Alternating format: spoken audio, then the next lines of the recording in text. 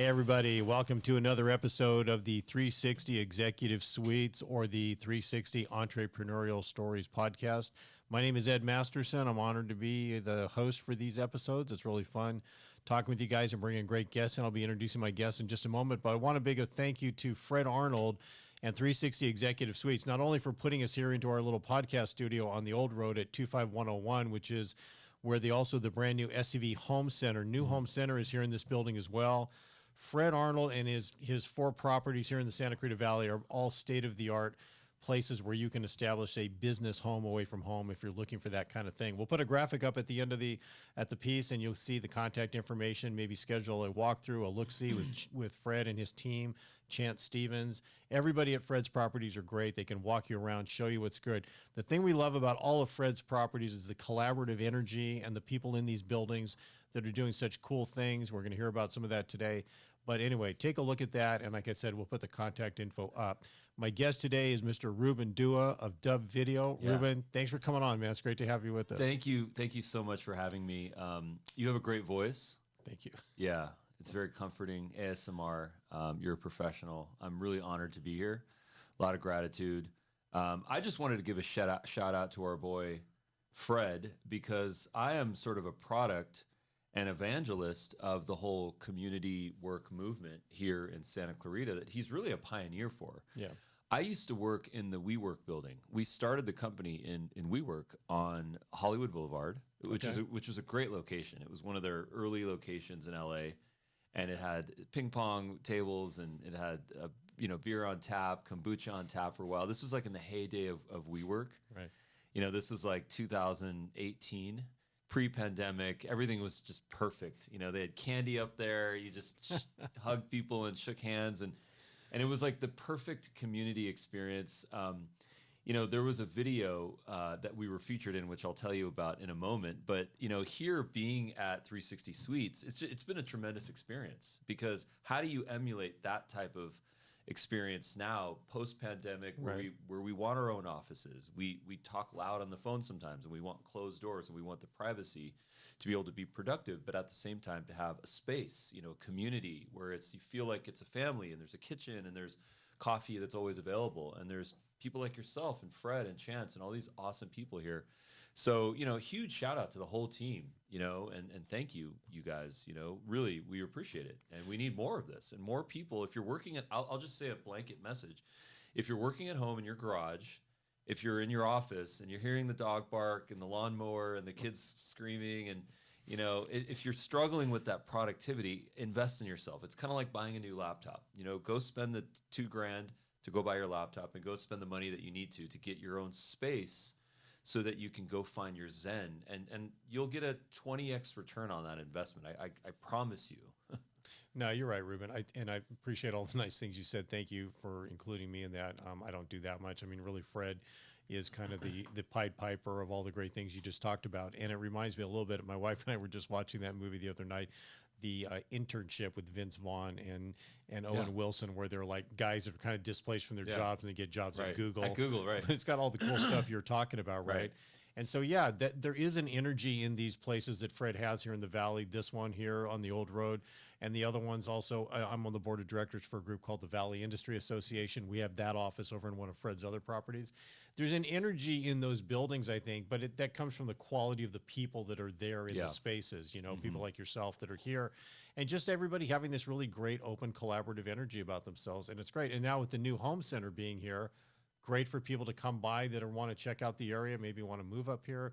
There's all kinds of great information here, and it's all done with a very nice, kind, sincere attitude by the people involved. I mean, I'll start right out of the bat with an idea on how to pay your entire month's rent in one day working at 360 Suites. Can I do that? Please. Okay. Absolutely. So social media is free advertising. I think we can all agree upon that. We want to put our messages out on Instagram and YouTube Shorts and X and TikTok and whatever it is that we're using. And being in a professional environment like this, with a light like that, natural light over there by the window, a kitchen environment, the community rooms, there's a conference table. You can do 20 clips for your social media account all in one day. Yep. And then you can schedule those, and you can use a software like Hootsuite or something like this. And then you can schedule those out for the month. with your call to action, of course, and your bio link, because that's how you monetize this. And you're going to get one client, and hopefully that one client is going to pay for your entire months of rent in one day. So Right. I just encourage you guys to go activate yourselves. No, it's great. I really appreciate it. I appreciate you coming on. So you're here. I hope you don't mind talking about Dubb Video, Yeah. which is this phenomenal. I don't even know the right way to describe it. I was scouring through all the things on the website about it and came away from it super impressed and realizing like how old fashioned my thinking is about sales process, ways to enhance things. And I even hesitate to call it a program about the sales process, but I feel as if I should let you explain it better because I'll goof it up. But I'm so impressed by this program you've put together and the pricing, which seems so phenomenally reasonable for all the things you get. So if you don't mind, can you just kind of walk us through what Dubb Video is? Yeah, sure. So, I can tell you were raised well because when I meet you and I see you, you make eye contact, you shake hands, you smile. It's a moment. I feel positive energy. And there's something really special that happens that when we can put that special energy in a bottle, it's like love in a bottle, and we can give it to our prospects for business. We call this, asynchronous video, because when you can record yourself making eye contact, smiling, introducing yourself, bringing someone into your world, showing your workspace, what you're doing is you're building trust. And when you build trust, people all of a sudden their mind opens up to the possibility of working with you. Right. Because of the fact of the matter is that we all have, probably justifiably, we all have a gate and a wall, a firewall of security between us and the people out there that are not in our circle of trust, right? Yep. It's kind of like in Meet the Fockers, like you're in the circle of trust and you're out of the circle of trust. The salespeople and people that are emailing us and SMSing us, they're outside of the circle of trust. So what do we want to do? We want to block them. We want to delete them. We want to report spam. And the fact of the matter is a lot of the people on the other side are just like Fred. They're good people that have a good product at a good price that can provide value, that can move us into the home of our dreams or the office of our dreams. And that's really the premise of what Dubb does. There's a lot of technology. There's a video platform. There's a Chrome extension and a desktop app and a really robust website and an AI-powered engine to help you do this one task of creating videos, putting them on a landing page, getting people to come to your landing pages, click on your calls to action, book a time in your calendar so that you can meet with them, so that you can potentially bring them on as a client, and then make that love, make more productivity, make more happiness. Right. The thing that impressed me so much about it was, and again, I was never trained as a salesperson growing up because I worked in the movie business for a lot of years and stuff like that. But when I took a job as a salesperson, kind of out of desperation way back in 1999 here locally, I kind of just got thrown out there with no training. And I had to just kind of figure out what worked for me and the community and how I was accepted into things by networking, in person, all that kind of stuff. The thing that I was thinking in my mind when watching the things on your, is what's the right way to describe it? Platform, program? What do you call it a video sales system. Okay, video sales system. The thing that struck me right away, in addition to what you just mentioned, was in the old days, you had the collateral of a business card and you go show up with people and you talk to people or you're doing some cold calling or whatever, all these pieces of the sales puzzle that were kind of in vogue back in the day. This, to me, slices you all the way up to the front of the line, like you just said, by instead of me having to keep pestering people back in the old days to get a face-to-face opportunity with them, you're creating your own face-to-face opportunity and then sending that out to people. So like you just said, they become people that can be considered quicker and easier into your circle versus somebody you want to keep at arm's length because you just get pestered by so much sales call type stuff in our lives, right? We all have that. And I think you're right, Ruben. At some point, we get worn down by the volume of people asking for our attention and our energy to where it's easier to say, I just don't want to do it. But with the thing that you've created, it takes that away initially because you get to see somebody speaking to you and you get a chance to feel their energy and kind of get a feel for what kind of person they are. So it's brilliant, along with all the other support mechanisms of the program, right? You've got, like you said, there's AI assistance if you want something like that to help you create your message. I'm so impressed by it, and I'm not doing it justice because I'm remembering it from looking through the website. But please expand on all the pieces of it. That how'd you come up with creating it? How'd you do Yeah. that? Okay. So the origin story is actually a very SCV origin story. So I'd like to share that. I used to work at Scorpion. You know, this agency here. It's Inc. 5000 company. They're based right here on Magic Mountain, right next to the Sunkiss building, right next to Magic Mountain, the park, Yeah. the amusement park. And I had a great, from where I used to sit, I had a great view of the park. It was nice. I was commissioned as their head of demand generation for a part of their sales department. And this was for a few very specific industries where the goal was to activate the salespeople. Now, at Scorpion, there's at that time in 2017, 2018, there was 200 salespeople. I think over 200, maybe 220 salespeople approximately. And their job was to go make connections, get appointments. There was a booker, and then there was a caller. There was a kind of caller booker, and then there was a closer, right? And what was really great about this situation is that the booker sort of caller would get the sales lead on a call. They would do the pre-qualification. They would do the vetting. They would kind of paint the picture. And then eventually the closer, hopefully, would go and onboard them. And then they would be sort of function as almost like an account manager throughout the life cycle of the business. So it was a really productive kind of soup to nuts, A to Z type lifestyle. And it was nice. It was nice to witness that. The problem was this. The problem was that it was really hard to get people to respond to emails, to call back on the phone, to pick up the phone even, to make that appointment, to make that connection. It was really difficult because when you get an email from a person and you don't know who that person is, and you get a call and you get a text message, it's very easy to say, I don't want to have anything to do with this. I'm very busy, I'm consumed. And what we realized in that moment was that people were not trusting the outreach and they did not see the value in it.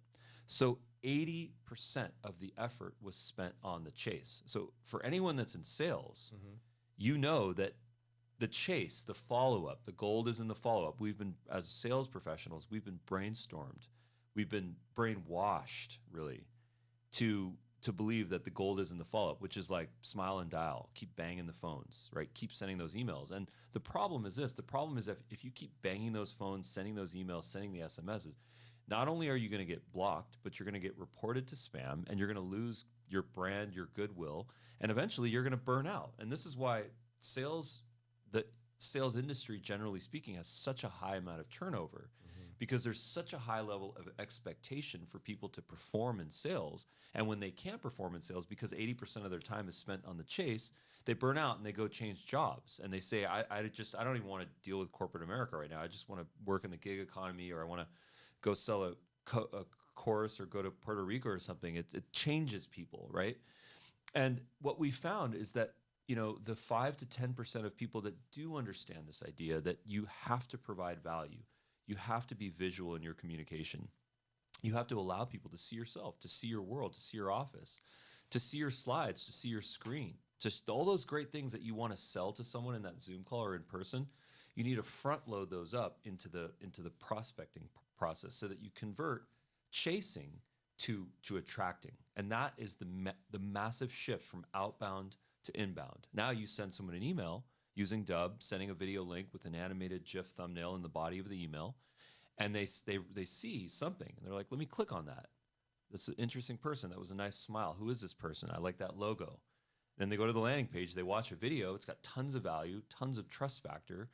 There's calls to action on that page where they can click, book a time in your calendar, in the sales professional's calendar. And then the new technology that we're developing is a full AI assistant called SIA, Sales Interactive Assistant, which is actually your own ChatGPT. So you train this ChatGPT, you fully brand it for yourself. You give it all your FAQs and all your calls to actions and all your links, and then you go deploy that out to be your sales assistant, so that every time someone comes to your landing page, they can interact with your AI assistant, and it knows everything about your business. It's not generic. It's like specific to your business, and it has the job of getting the emails, getting the phones, getting people to book a time in your calendar, basically engagement. So, video plus AI and then automation is the final frontier, which is a little bit more advanced, but that's how you like really scale yourself. Those are the three core pillars of technology behind Dubb. How, how'd you come up with this idea? It's first of all, before you answer it, it's a brilliant concept. Mm. If only because you were able to kind of, what's the right way to say it? Pull yourself out of the normal mindset of this world we call sales, right? And you're 100% right. The energy spent on chasing and trying to get in front of people and trying to get them to pay attention or respond to things and all that, which I would call sort of the typical sales model over the past, I don't know, 50, 60 years maybe. For you to have somehow thought, that's probably not as good. Let me come up with something else is just, how'd you do that? That's like a real big jump in my opinion. I just think it's so impressive, the jump from, because you have, I think, traditional sales training as well. And yet to say, there's a much better way to do it. And here's what I think that is. Yeah. The most interesting thing about how you develop a roadmap for a company, for a product, for a service, in this case, technology, one of the most important things you can do is just to listen. And we found one problem in the marketplace back in 2018. There was one thing that we figured out, that we needed to have a Chrome extension so that when you were sending an email in Gmail, you could include a screen video. That was it. That was the premise. That was starting point. This was at Scorpion when you were there. When we that is how the whole thing started. Gotcha. That was where the technology was beginning. I was sort of testing it. And then what we realized was people had requests. They knew what they wanted, right? And then we said, we can either, there's this balance as an entrepreneur, as a builder, there's this balance of how much do I listen to my customers and how much do I trust my instinct on what I believe should happen. If Steve Jobs asked people what they wanted back in pre-2000, they would have said a CD player that could hold more CDs. They wouldn't have thought of a digital player, the iPod. They wouldn't have thought of that. But that was his vision, and of course he was inspired by other people. There's other people that deserve credit there. Zune, the Microsoft player back then was called Zune or something. There was a bunch of players. I think Dell had one. There was a bunch of players in that space. If you would have, there's another famous quote. If you were to ask Henry Ford what people wanted, they would have said a faster horse. Have you heard that one? Right. And it's just interesting. So there's always this requirement to have your vision on your roadmap, on what you believe the future is going to look like, because you have to be ahead of your customers. You have to be, to a certain extent, because you have 10% of your customers who are early adopters that are willing to go and install the beta on their phone and on their computer and take the risks. But the 90% of them are like, I'll wait until, people are using the iPhone 16 for a year. I'll just wait. There's that extra button on the right. I don't know, but is that waterproof? I don't know. Let me go see. My complaint with the iPhone 16 is that when you put a phone holder here, it sometimes pushes the button. So if you use like selfie sticks on your phone, just be careful that there's enough space. That's funny. But so to answer the question, really, it was about having a vision of first of all, we never even contemplated the concept of artificial intelligence back in 2018. Very few people were. I was aware of it. I had some exposure to it as a technology, but it's not something I ever thought was possible in the way that we're using it today. Huge shout out to all the real pioneers in the AI space, the open AIs and the Geminis, and there's just so many amazing people in the AI space that are making so much possible for us, and I think most of them are doing it very responsibly. So I'm really happy to say that. But to answer the question, it was about a balance between listening to our customers. And when I say customers, it's the people that were going to pay us, not the people that said, I will pay you only if you build that. Right. We didn't want to listen to them. We wanted to listen to the people that were paying us preemptively. Sure. They were committed. And then we would listen to the people that said, I will pay you. And then it was like, well, we need to also have a roadmap on what we think the future is going to look like with video, eventually AI and automation. Well, and again, you make that sound very matter of fact, sort of, but I think the credit has to go to people like you and others like you that do this same thing, to have the thought or the spark in your mind to have mastered the current level of technology or experience for people in any given field, and then to say, what could be better? What could be next? Like, I think they call people like that futurists, where they're Yeah. sort of envisioning and seeing stuff that, the average person like me is just not that creative to be thinking about it, and B, too tied up with my normal life and all the activities I'm doing. So, we really benefit in our world, I think, by having people like yourself that can say, even though you're very busy also, and you have your own things that you're dealing with, beyond that, to have a vision for something past where we are now. Because you're right, anything that drives society forward is envisioned by people like yourself and people we're talking about. So, I mean, I'm giving you credit. I hope you give yourself credit for being such a smart guy and being such a visionary person, because honestly, when I look at that website and see all the stuff that's on there, that's part of this sales program, it's pretty remarkable. And I don't know if everybody reacts to it that same way, or maybe some people are more accustomed to things like AI. I don't use AI in my life at this point, really, that I'm aware of. I probably could, but I'm really impressed by it. I really am. Thank you for saying that. That means a lot. I think you should be super proud of yourself, man. Thank you. It's a really cool program. Right. Thank you for saying. I encourage people to check it out. Visit dubb.com. Get a free trial. There's no credit card required, by the way. I know. I saw that too. Yeah. Yeah. Another revolution. We've had that conversation many times. We're like, you know what? We just want to enable people, and we trust, and try it out.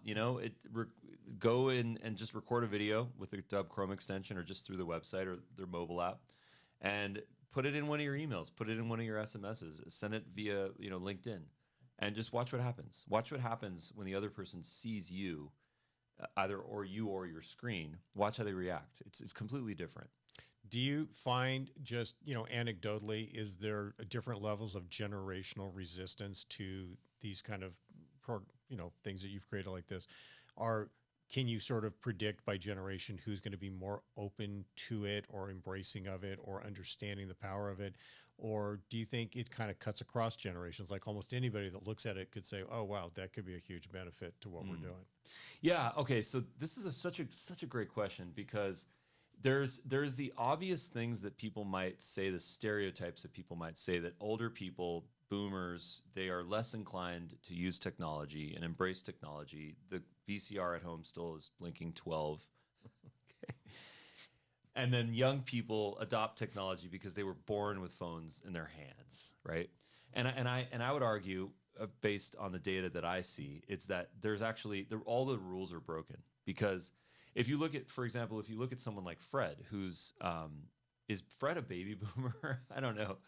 I am. Okay. I don't think Fred is. I think I know he's younger than I am, so I think he might be the generation after the boomers. Right. So Gen X. Right. So when you think about people that are, I don't know, 55 and over, the thing is that they have a lot of experience. They have met people. They know what it's like to dress nice, to shake a hand, to go to a party, and to schmooze with people, and to get on a stage and grab a microphone and talk at a podium. They have that life experience. Maybe they've been on a podcast or 3. Maybe they've been on TV once. They have that experience. And when you take that life experience of charisma, persona, confidence, and you just click record on your phone, it can translate. I mean, assuming that you get over the initial hurdles of just video phobia, which is very normal. Bad hair day, I have a face for radio. Like, I've heard them all. Assuming that you get over that, it takes 100 videos. I'll say this to the audience: record, if you have any type of video phobia, record 100 videos, throw them all away if you want to, and then you will be cured of video phobia, because it's purely a repetition thing. I don't care what your ex said, or what your ex-boss said, or what once you had a bad hair day and someone said you have terrible hair. Whatever it is that you've heard in your life, I promise you, it's just in your head. And I know this because I used to suffer from this. And 100 videos cures that. But the point here is that this confidence and charisma can translate to video with people that have that experience. Whereas someone's that's young, maybe they didn't have that experience, so they're more used to like quick recordings, selfie recordings, on the go, on the move, a lot of AI voices, AI like text, a lot of sort of B-rolls and stickers and stuff like that. They might be more inclined to use that type of an experience. But the fact of the matter is that it's all good. Whatever you have, if you bring that to the video space, It's like it's just a trait, and it's an opportunity, and it's a skill. So whatever you have, whether it's short selfie TikTok style videos, that's awesome. Bring that. That'll work. Or if you have more conversational stuff like this, more charisma experience, that type of stuff, belly to belly type relationship stuff, that's also good. Just the point though is to bring your value. It's to bring your trust. It's to bring your humanity. Right. So that people can learn about you. So I can say, you know what? I want to work with you. Yeah. That's great. I mean, it feels like it's a great equalizer, right? No matter, like what you said, no matter where you are in life, whatever skills you have, strengths, et cetera. And again, not to keep referencing the movie, but that is kind of the point of that movie, The Internship. Yeah. These two guys with all this life experience thrust into this massively, fish out of water environment with all these younger people and feeling sort of that alienation and that judgment by a generation that's kind of like judging them for not having more technological skills. But you're right, Ruben. I think people that grew up, and a lot of it I think has to do with your upbringing, family upbringing and what you got taught, or the people that mentored you coming up, whether it's parents or guardians or people in school, teachers, coaches, whatever it is.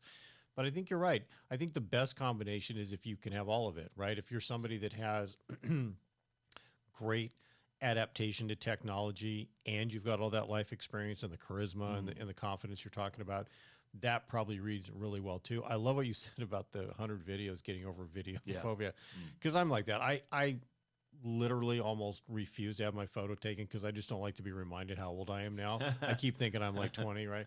But I love your way of getting over it. Record 100 videos and then trash them and say, now you're cured, right? Yeah. Which is great advice. I love that. That's such cool, practical advice. That's very funny. Another thing that I had to do is I had to emulate other people because I didn't have a voice. I didn't know what to say. I didn't know what my character was.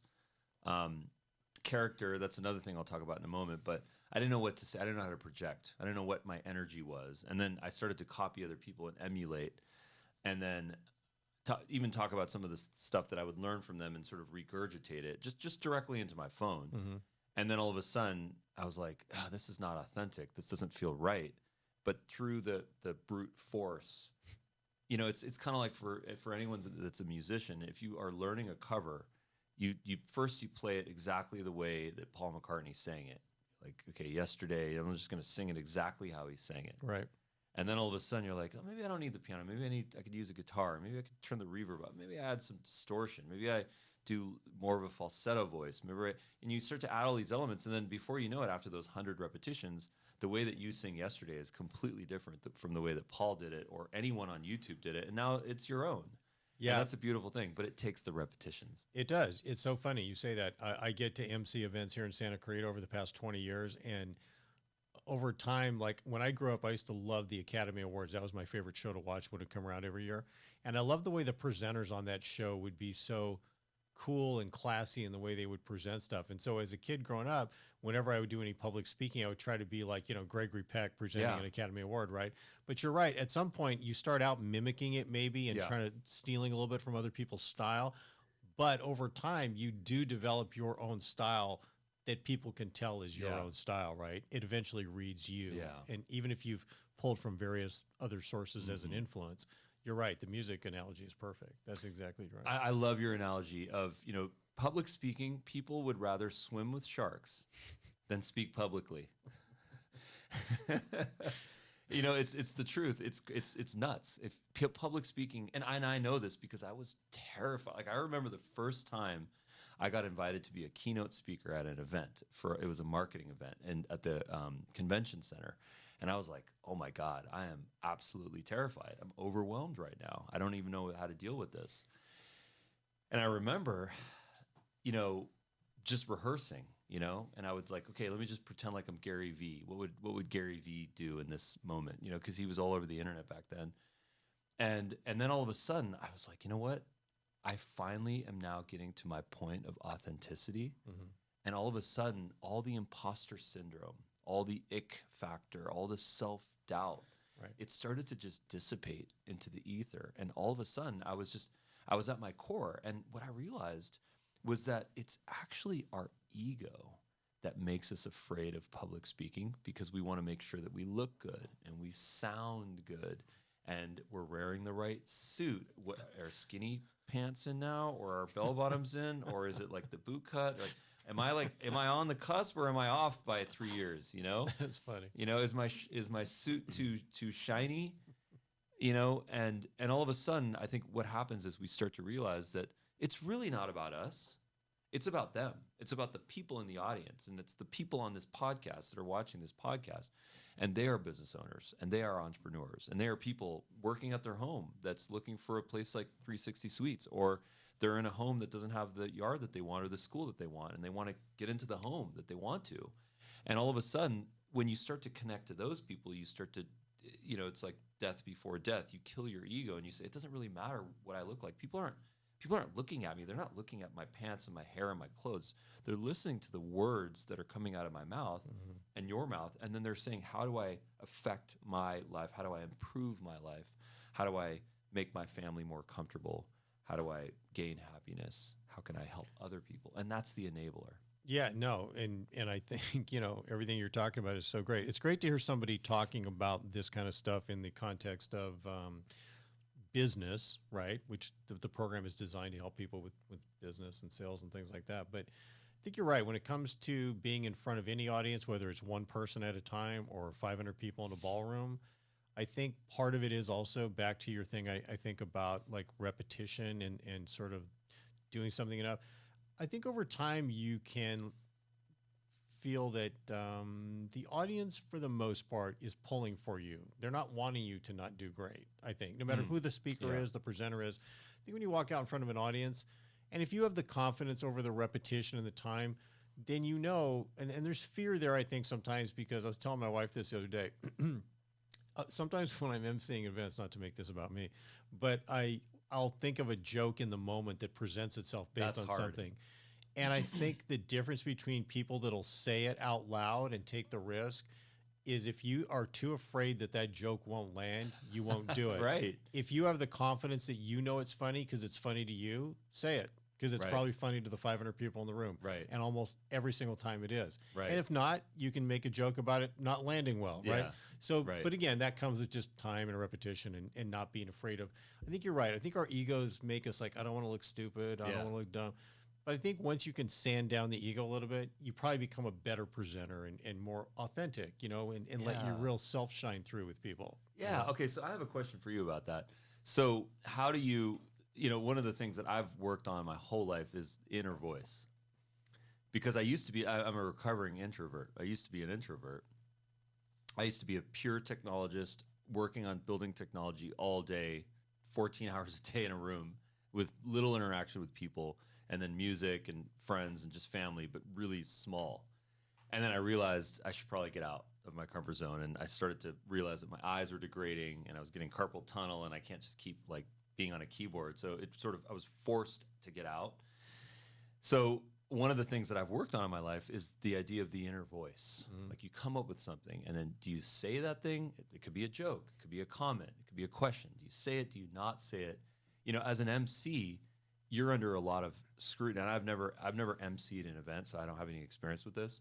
But what is it like for you to have that inner voice to say, should I say this joke? Should I make fun of the groom? Should I how do you work with that? So I've only emceed one wedding. Okay. Right? So I don't get asked to do that. The stuff I get asked to MC are that's one more than I've done. I've married one couple, so I guess I could say I emceed/married one couple, and then emceed another wedding for people.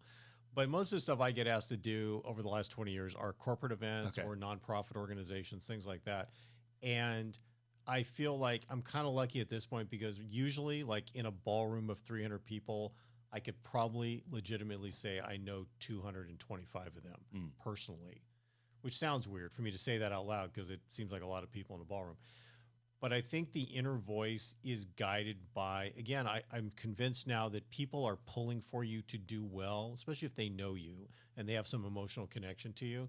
They're pulling for you to do well, so you get some extra grace if you make a joke that's not that funny. The other thing, though, honestly, Ruben, is I feel like I'm pretty good at this, is not making the event about me. I think as an MC, the things you need to do well, and again, not to sidetrack about me, but I think the things for me, the keys for being a good MC is, number one, you have to pronounce people's names correctly. Mm. I see people sometimes messing up a name and they think it's cute to say they messed up the name. I don't think it's cute. I think it's disrespectful. I think you have to make sure you get the name of the organizations correct. Same thing. You have to introduce people in the right protocol order if there is one, like elected officials and things like that. You have to respect the timeline of the people that are having you MC their event. If they have a timeline, it's kind of your job to be a traffic cop and keep that event moving along while also adding a little bit of personality in as you go. And the last thing is, I don't ever make the event about me. Like, I'm never so enamored with whatever I think I'm doing or how entertaining I think I am to sidetrack the event. Yeah. I think you have to be able to slip in bits and pieces of character and humor, et cetera, without bogging down the progress of the event. That's what I think. That is so much harder to do and to learn because of your experience than it is to record videos. Because you know what the difference is between emceeing a business event and recording a video? There's a stop button and there's a delete button and there's a redo button, and you don't get that. It's funny. No, it's fine. You know, I feel super lucky. My wife and I have lived out here since 1988. Oh, wow. Our kids grew up out here. It's a really great community, as you know, and Yeah. and people like you make it a great community. The things, not just what we're talking about today with this great thing that you've created, the Dubb video thing, but just the kind of person you are. You're like a quality guy. I've met you before. It's probably almost a year ago we met for the first Yeah. time here when we were kind of, Right. Fred and I were talking about setting this thing up. But you're just like a quality guy, and you're part of this group of people that kind of exist in Fred's universe of decent, good, quality, smart, really visionary people that are around, and you create this great energy in the room when you talk to people, and all the compliments you give to people, like, you're just as deserving of all those compliments because of who you are as a person, you know. So it's when you take a person like that and then this creative product that you've created, it's a phenomenal combination. Oh man, thank you very much for saying that. I mean, I would encourage people to find your most authentic self. There's a great quote that I always like to share by Confucius, the great Chinese philosopher. You know, you have two lives until you realize that you have one life.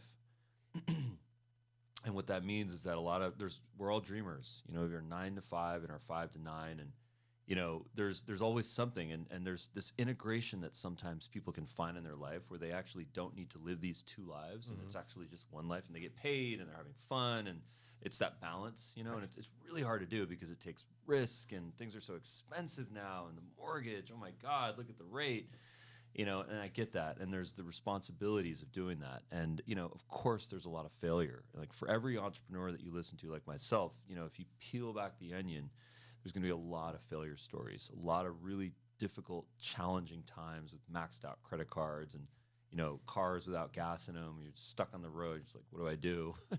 You know, there's a lot of those stories, you know, but it pays off, you know, it does pay off from a compensation perspective, but also just from finding yourself. I mean, how much time do we spend in our lives just trying to find ourselves? It's true. I mean, it is. And I know I've kept you here longer than I was supposed to for this get together, but it's so much fun talking with you, man. I really admire you, and I admire this energy and this kind of authenticity you bring into these conversations. And it's not just with me. I see you talking to other people, and you're just a very authentic person, but you're also very connected to people and wanting to support other people and whatever that is, even if it's just having a conversation for a few seconds. You're very in the moment with people, which I think is probably a big part of your success as well. People read that sincerity and that integrity, and that comes across a lot. So Thank I mean, you. Thank you. I really appreciate you coming in and Thank taking you. this time. We probably need to have you come back again and talk some more about it. Amen. What did I not ask about with the Dubb video stuff that you would like to pass on also, just so people can have a better feel for it than what I maybe didn't ask enough questions on? Yeah, I would say, so the number one thing I would say is that I would encourage people to use artificial intelligence in any way that they can right now. Okay. It is absolutely imperative that we all start to use this as a tool because it's really an assistant for us, right? So number one is to embrace that. If you want to learn on how to use AI, come to our live trainings. We have a daily live training at 10 a.m. Pacific in Zoom every single day, weekday. Dubb.com/T as in training. Okay. That's the link for that. So I'd encourage people to come and just meet us and connect with us. And we got you. It's never salesy. We never have any obligation or any pressure for you to purchase something. That's not what our conversion rates are just fine. We just want to educate people. So come on in and make a connection and let's just have some fun. Yeah, and it's Dubb with 2 B's, Yeah. D-U-B-B, right? Dubb with 2 B's. Yeah, Dubb with 1 B is the 20-inch rims on a car, like the magazine. Right. Yeah. So I love it.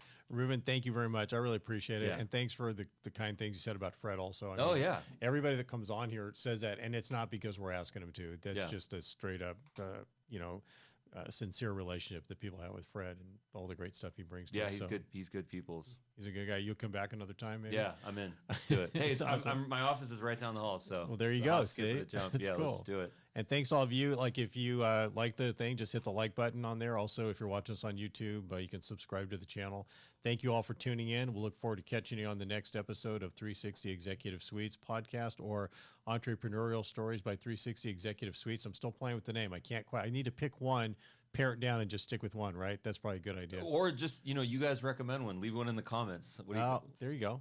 See, I need to have you around all the time. Yeah, and if you have any comments specifically, throw them down below. I'm going to read all the comments in this video, and I'll respond. So thanks. Yeah, thank you guys. We'll see you on the next time. And now we'll play us out, Ruben, with this really high-end music. Here we go.